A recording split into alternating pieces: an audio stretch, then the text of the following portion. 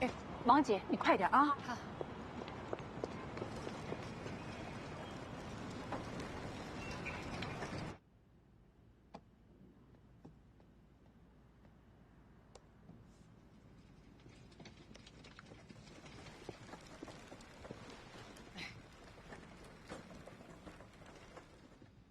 你们哪位是凶手的父母？周律师和我是原野的代理人，这二位是原野的老师。坐吧，好吧，咱们坐下说。凶手的父母都不敢露面，还有什么可谈的？徐先生，原野的父母不是不想来，是真的来不了。5年前他母亲杀死了他父亲，目前因为过失伤人致死，正在服刑。没掌握。你看看你招惹的都是什么人？他骗我，蠢！我是受害人的代理律师，我们综合考虑了实际情况，徐总呢也本着宽宏大量的原则，提出了包括医疗费、住院伙食补助费、护理费、营养费、交通费、精神抚慰金等谅解金额共计100万元。和解是你们提出来的，如果满足不了条件，我们就法庭上见。徐先生，2个孩子之间毕竟有过一段感情，而且事发的时候双方都不够冷静。徐峰，你也不希望自己曾经的女朋友在牢里度过她的青春吧？以我当事人特殊的家庭状况，100万确实太多了。那还谈什么？不好意思，我能说2句话吗？刚才没有好好介绍自己，我是市人心医院的精神科医生，我叫罗良。而周律师和向律师请我来旁听，最主要也是希望借由这个机会，让我来介绍一下原野他的情况。徐峰刚才说的是实话，原野和他交往的时候，关于家庭背景确实撒了谎。徐先生，年轻人不像您一样成熟稳健，经过大风大浪，他们单纯容易轻信，这是可以理解的。这也说明了徐峰他本质上善良真诚，是您家教有方，也是他的幸运。但原野就没有这么幸运了。从他记事起，就一直跟着母亲四处围堵他父亲，去捉奸、抓小三。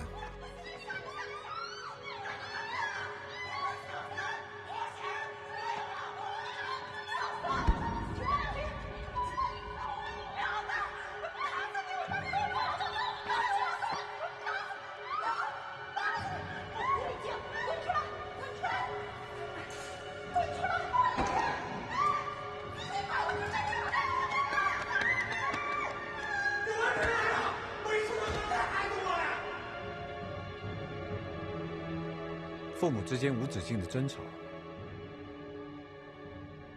极度不理性的暴力、殴打，就是他主要的童年记忆。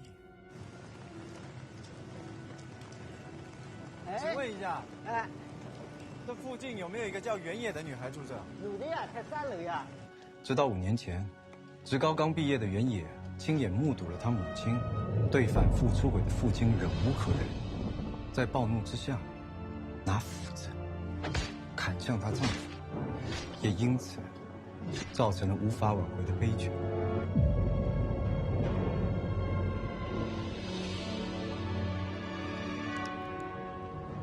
这个不幸的女孩，从来没有见识过一段健康的情感关系。她渴望爱，但不知道如何爱。她需要的不仅仅是惩罚，可能更多的是引导和帮助。就如徐先生一开始所质疑的，我们都不是原野的家属，可是我们今天来到这，最主要就是希望代替他来寻求你们的谅解。毕竟他的童年和出身不是他的选择，但是你们可以给一个暂时行差踏错的孩子一次重新开始的机会。拜托了。徐总，你的意思是，他弱他有理，所以我们这些精心培养的健康的孩子，就活该受他的伤害？如果情有可原就可以谅解，那还要法律干什么？徐峰，你说呢？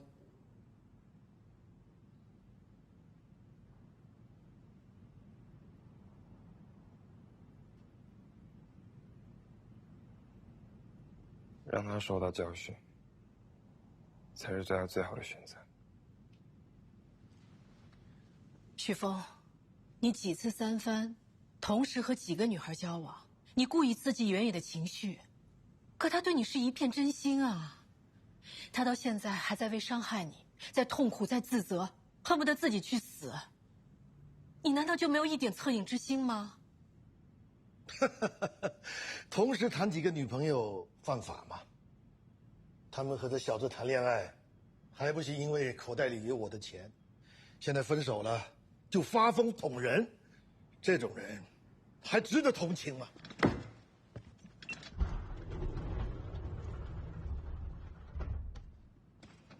徐峰，我能单独跟你说句话吗？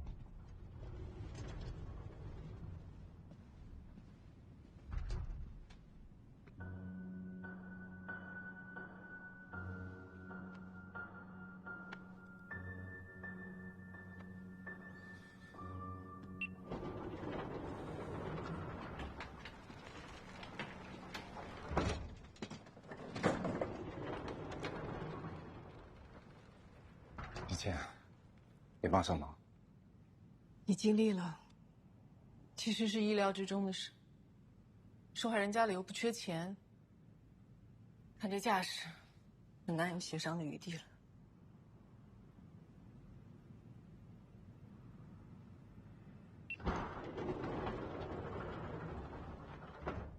是这样的，徐总父子考虑到对方的家庭情况，同意降低赔偿金数额，并且签署了谅解同意书。具体的和解条件，由我全权代表来谈判。你到底跟徐峰说了什么？几句话就让他改变了主意？其实我没跟他说什么。你听过代际传递吗？怎么说？就是父母的行为和观念会潜移默化地传递给子女。原野的母亲杀了他的父亲，如果让原野知道徐峰他不谅解他，甚至赞成他去坐牢，对原野的心理可能会造成很大的打击。也许出狱之后还不会放过徐峰。我只是跟徐峰科普了一下这样的概念。就知道，像你们这种有道德洁癖的人，一定不会接受我这么说的。不，其实我能猜到一点，因为你跟他说完之后，我在他的眼睛里看到了恐惧，就应该让他害怕。让他害怕，总算是得到了一个还不错的结果，是不是应该庆祝一下，好好吃顿饭？我真的应该好好请你吃顿饭，谢谢你。我都不知道，你还去调查了原野的家庭情况。你还记得这个吗？这是什么？我们第一次去徐峰学校见到原野的时候，你不是很生气，把打火机砸在桌上吗？我去过这家夜店，原来原野在那边打工，然后我接着打听到他家，才知道他家背后有这样的故事。真的谢谢你，为他做了那么多。但是，啊？你铺垫了那么多的感谢，不就是为了接一句“但是我没有空陪你吃饭”吗？不，其实没关系，我每次约你吃饭就是碰碰运气，我已经被你拒绝的已经很习惯了。我不是这个意思啊。哦，对，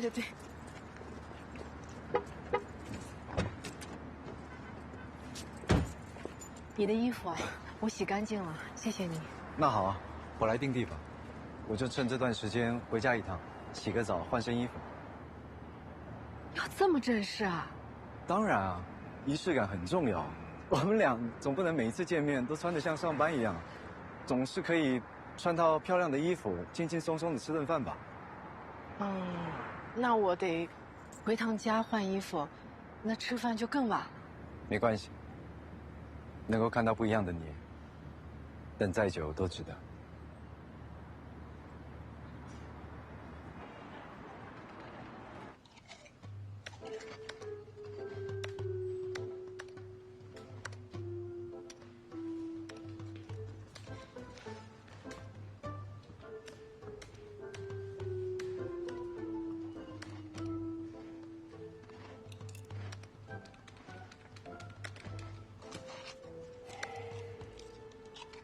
难怪。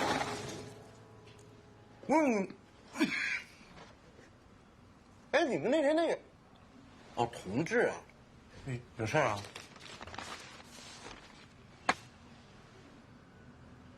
你怎么有这个？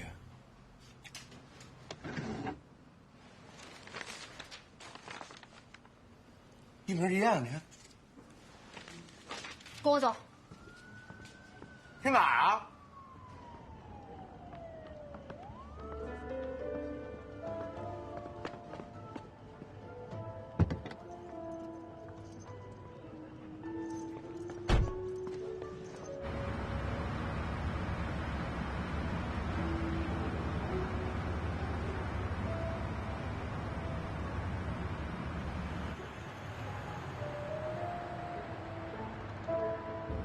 专案组管不管饭？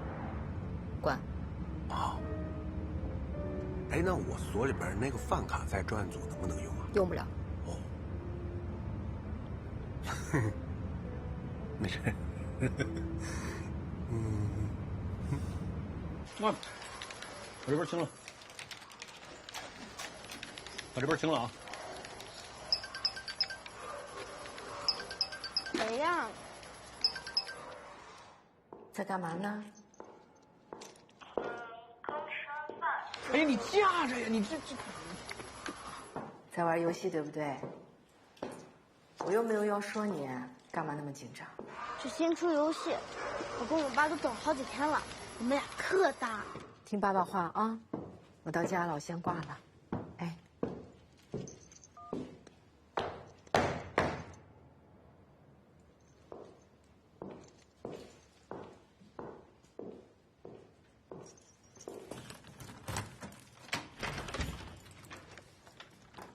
罗医生，我到家了。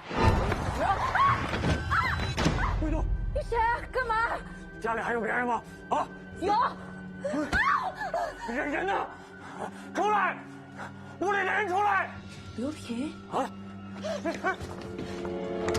你想干嘛？我报警了！你敢报警？报警！啊！你敢报警？说，他人呢？啊！你把于可欣藏哪儿了？他回澳洲去找他妈妈了。造孽！什么澳洲啊？什么他妈妈呀？你们都在骗我！我为什么要骗你？我骗你什么了？我亲自送他去的机场，亲眼看到他走进去的。你冷静好吗？别冲动，把刀放下，好不好？他还怀着你的孩子呢，他不可能骗你啊！放屁！什么孩子呀？全是假的！我连自己有没有过孩子都不知道。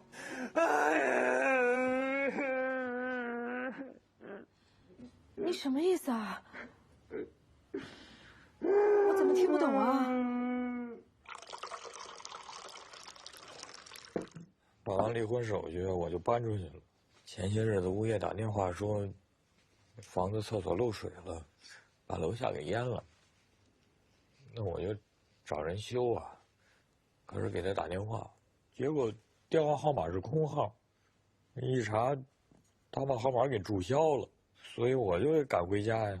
结果发现他早就搬出去了，就留了把钥匙在物业那儿，说是为了卖房子。这也正常，他可能是想跟过去做个了断。我本来也是这么想，后来我就发现了这。这是什么？这是一种苯二氮卓类强效镇静催眠药物，是国家严格管控的精神药品，俗称氰化粉诱奸片，和酒精混合效力更强。看这个包装，可能是国外非法流入的。谢谢，帮我倒点水来。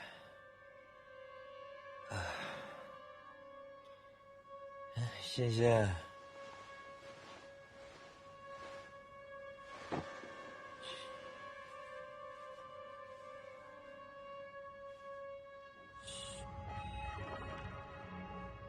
谢谢，谢谢，谢谢，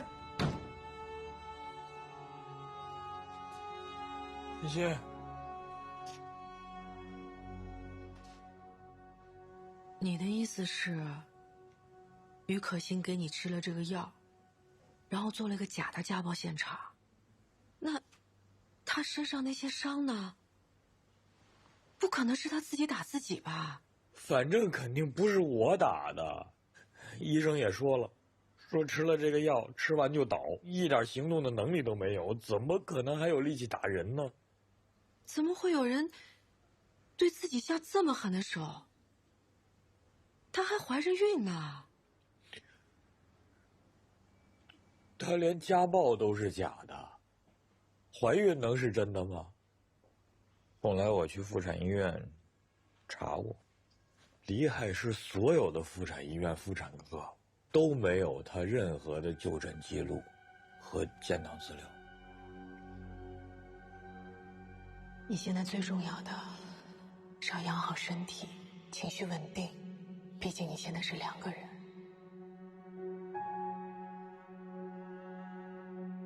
妈妈自己也能把你养大，是不是？这也太荒谬了！他来找我，是想管我借钱出去躲几天。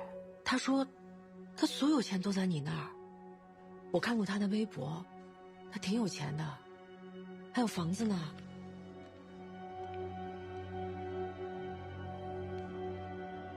他把微博都删了。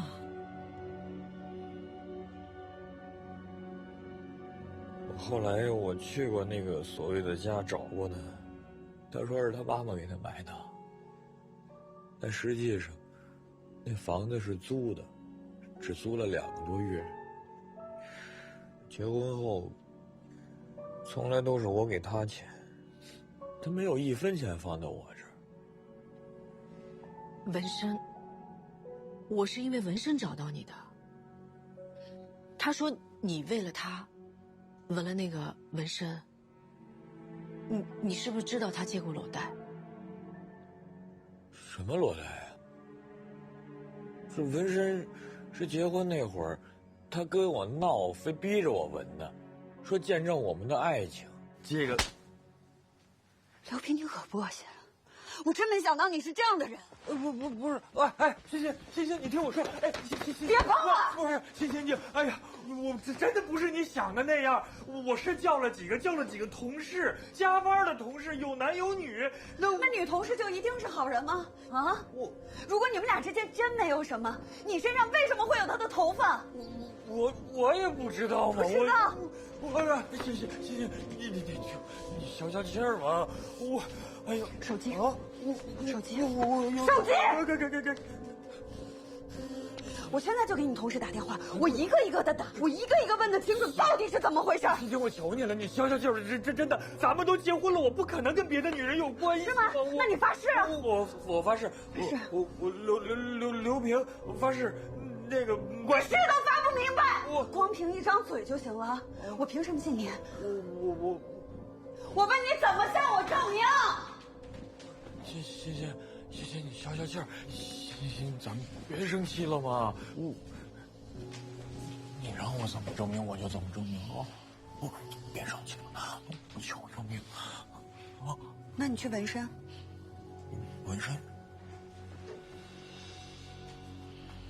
纹一个一模一样的图案在你身上，证明你爱我，证明你只属于我一个人。要是有哪个女的看到了你这个图案，我就咒你们这对奸夫淫妇不得好死。欣欣，你不同意啊？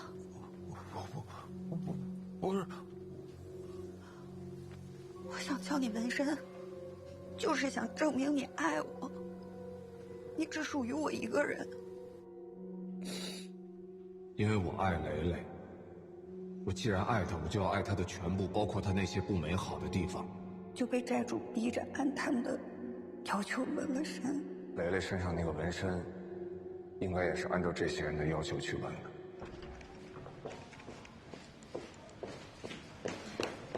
你好，李警官在吗？你是哪位？我叫严玲，我是他原来一个案子里当事人的朋友，我现在有些情况想跟他说一下。他人都走了，去省厅了。他走了？专案组保密，联系不上。哎，你干嘛呀？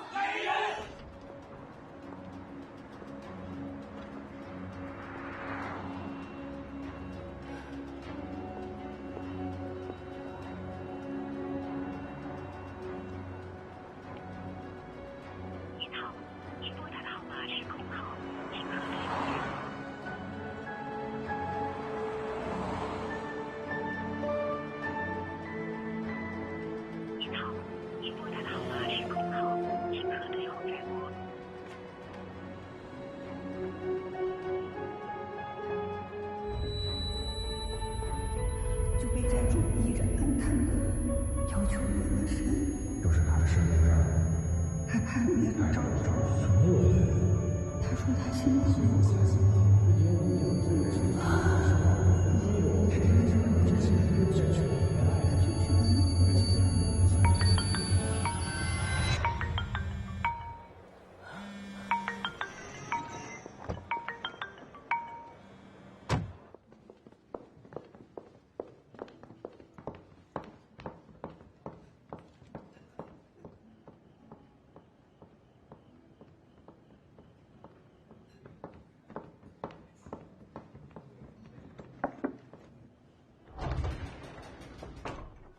不好意思啊，今天实在是太多事情了，我来晚了，让你久等了。你是真的很忙，我看得出来。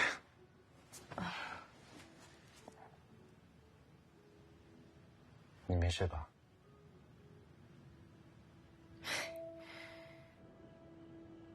都是我的错，我简直跟吃了迷魂药一样。这于可欣说什么我都相信。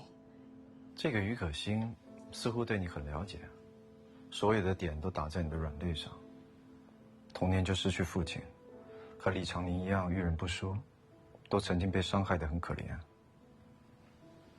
他说纹身是因为裸贷，和夏意说雷雷是同样的理由，我就这么相信了。我竟然没有去怀疑，也许他们都是骗子呢。他们会不会认识啊？夏意是之前磊磊的男朋友，磊磊一定有跟他提过你。他们互通了讯息，把你会产生怀疑的漏洞全部补上了，同时利用了你的内疚。因为你还处在失去磊磊的悲伤和自责中，所以更容易去相信，又假扮类似遭遇的于可欣啊。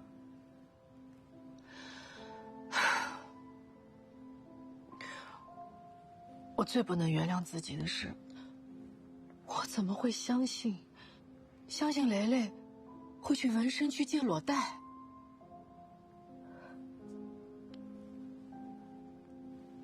你是不是觉得自己背叛了蕾蕾？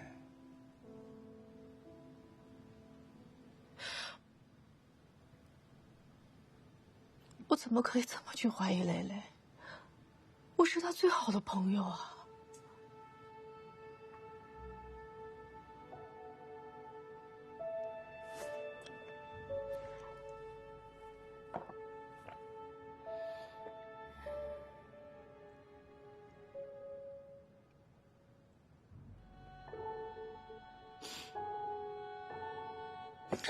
少喝一点，喝醉解决不了问题。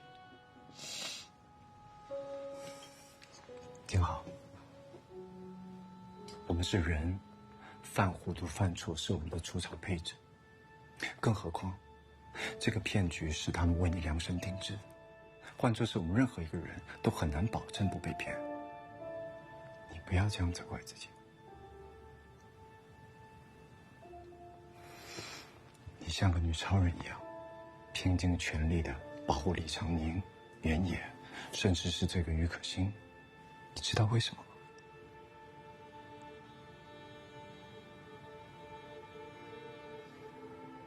因为你把你好朋友的自杀归咎到了自己身上。你想努力弥补没有帮助到蕾蕾的遗憾。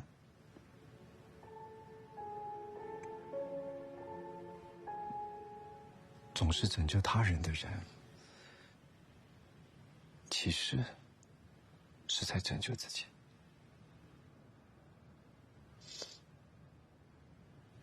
我不知道你经历过什么，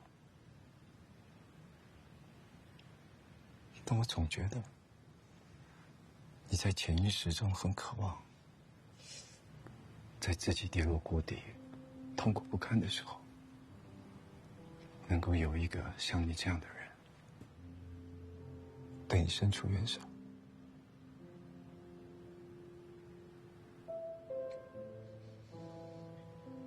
我想告诉你，如果你愿意，我会在。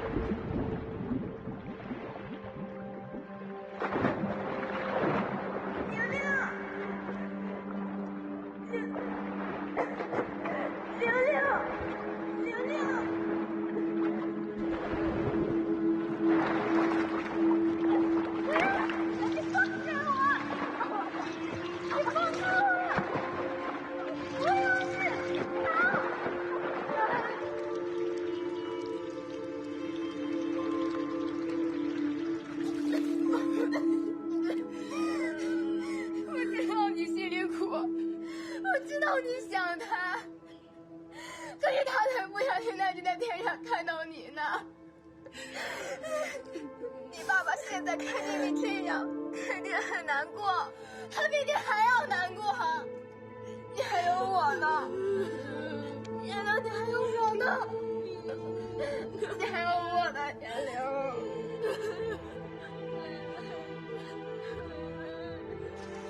蕾蕾，你放心，这事不会就这么完了，我一定会还你清白。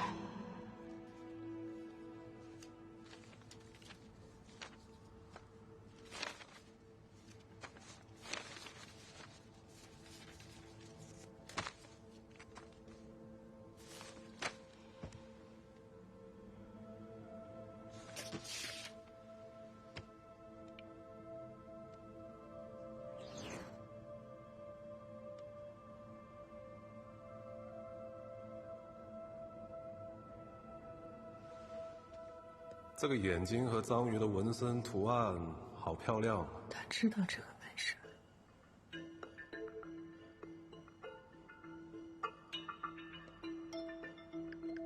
你知道这是章鱼和眼睛？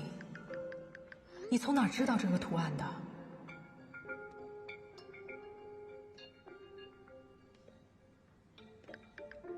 你看到我的留言，请一定回复我。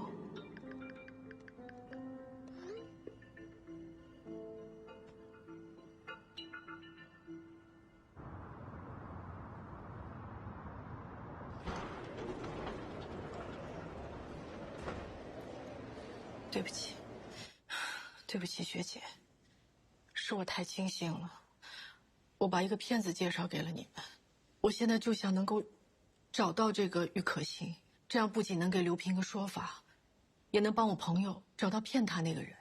我曾经跟你说过，郁可欣看起来有保护自己的能力，她没有你以为的那么单纯。但她是我的委托人，她提供的所有情况我必须保密。哪怕在我们的委托关系结束之后，我仍要保密，这是法律规定。我知道，那我们真的拿他一点办法都没有了吗？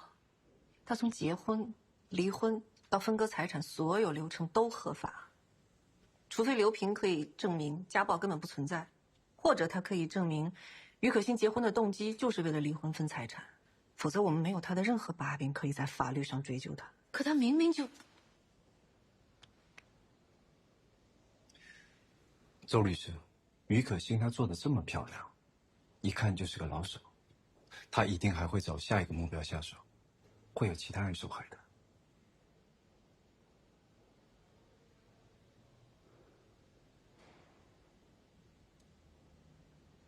给你们普及个法律常识吧，你们知道离婚对保险是怎么分割的吗？根据我国保险法规定，投保人与被保险人之间必须有保险利益。夫妻离婚后，身份关系消失，使得保险利益不存在了。那这个时候，如果投保人跟被保险人不是同一个人的话，就需要对保单做出变更。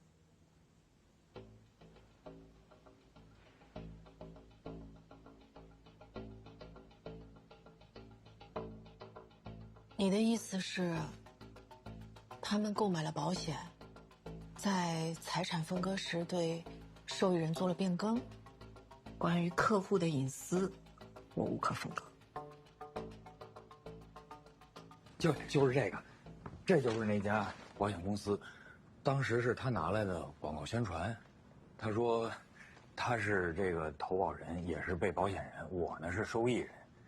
说将来有个病有个灾的，还能给我留一笔钱。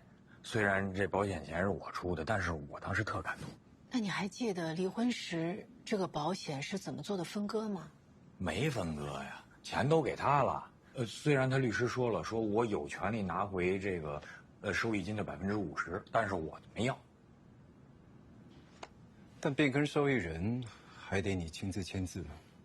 是我，可是我当时哪有心情啊？说实话，我连看都没仔细看，就直接签了。对了，他说过，说保险受益人想变成他妈妈。哎，那他妈妈的信息你有吗？那保险经纪人呢？你认识吗？这些都是于可欣一手操办的呀。我在签字的时候好像见过经理人一面。不对呀，这周律，他也不会平白无故提起这件事情啊。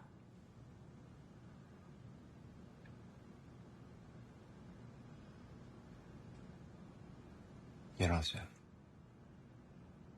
你演技怎么样？什么？欢迎拨打安宁财产保险客服电话，请您稍等，正在为您连接。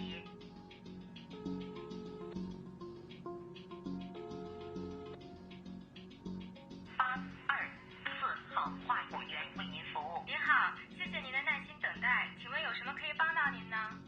您好，我有一个人寿险，前段时间变更了保险受益人，我先想确认一下这个变更成功了没有。好的，请问您的姓名和身份证号码，帮您查询一下。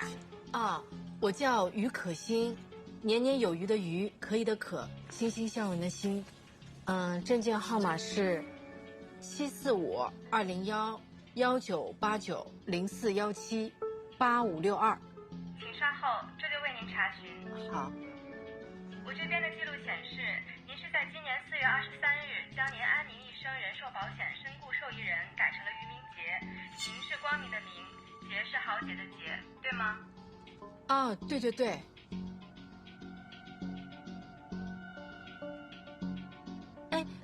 能不能再帮我确认一下于明杰的证件号码？好的，于明杰的身份证号是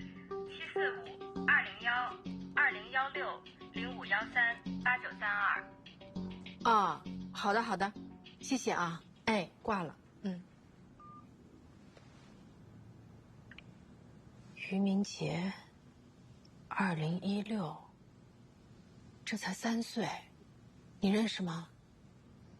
不知道，完全不认识啊。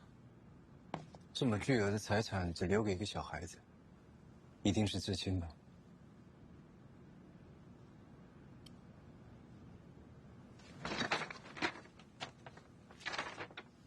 我一定会把他找出来的。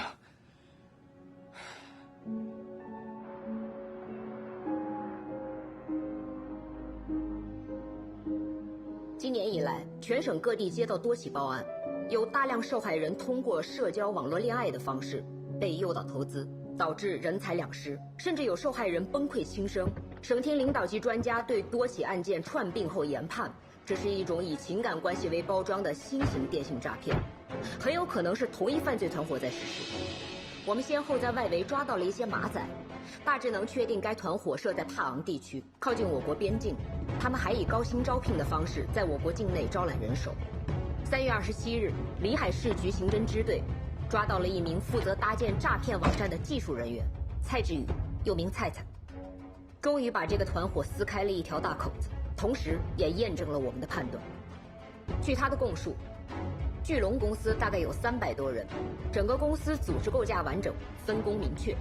供料组负责搜集个人信息，筛选精准用户；话务组跟受害人交朋友，培养感情并实施诈骗；技术组负责搭建虚拟投资网站，吸收受害人资金并转移。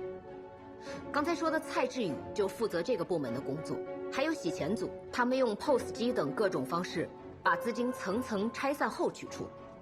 每个部门之间相互隔绝，不用真实姓名。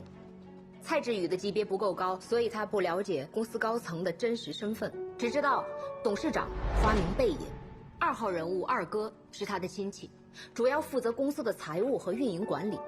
还有2个非常重要的恋爱培训师，他们在话务部，主要负责诈骗话术剧本的开发和升级。据说这种先恋爱再诈骗的方式就是由他们开发的。其中一个培训师叫彭新立派，帕昂人，人称王老师，汉语极好，疑似是华人，曾用夏邑这个假身份在我国境内实施过诈骗。我们查到他在中国海关有多次的出入境记录，每次入境之后便失去了踪迹。我们高度怀疑他还有国内的身份。这个彭西极有可能整过容，这是我们找专家根据推测描绘出他整容前的画像。根据画像和年龄区间，我们在有犯罪前科的人中筛查出了30多个可疑人员。目前的情况是正在调查和排除。另一个培训师外号鲁班，他的真实身份我们目前还并不掌握。整个案件了解的情况就是这样。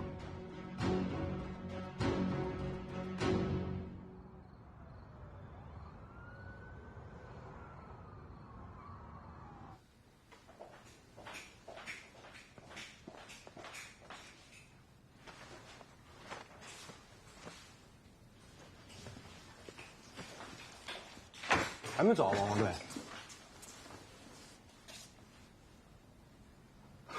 不好意思，吵醒了啊。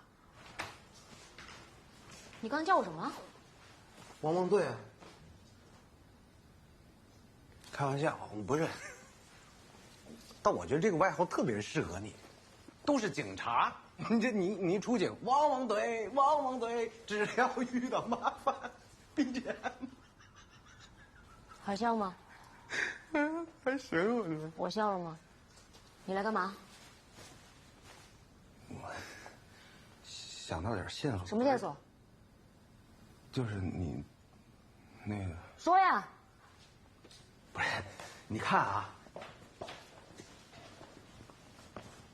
夏意、鲁班，都是他们公司的培训师，所以有没有可能？夏意跟鲁班会一块儿出国，一块儿回来呢？你想啊，他们都是熟人，在飞机上讨论一下教案，升级一下小剧本，是不是特别方便？所以我就看，排除小孩、女人和60岁以上老人，这是跟彭曦同一个班机的所有人名单。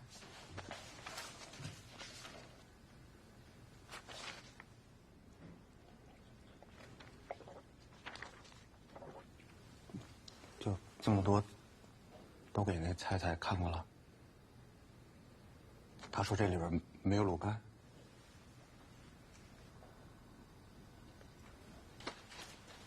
我还以为我找到一突破口呢，白激动。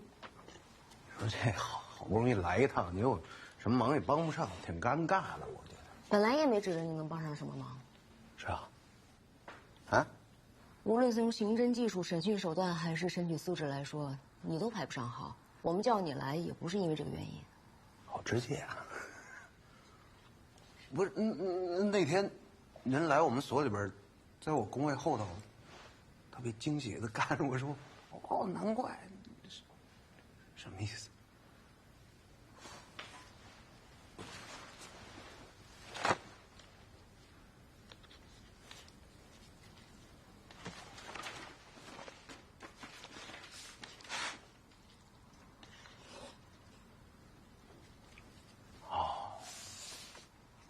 我是比这照片上胖了好多，那会儿特瘦。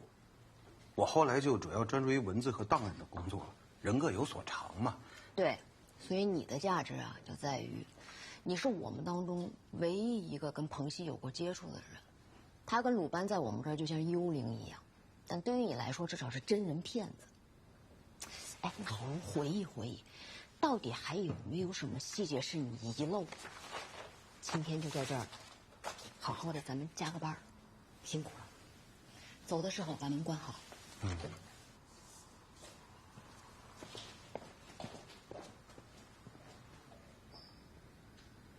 好。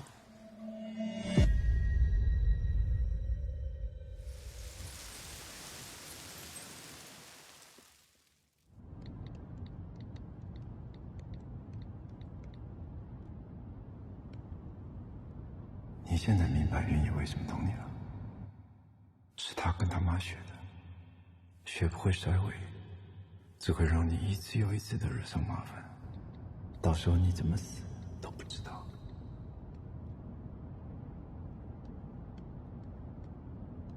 少爷，你安全带没系。 Shut up！ 妈的，开你的车！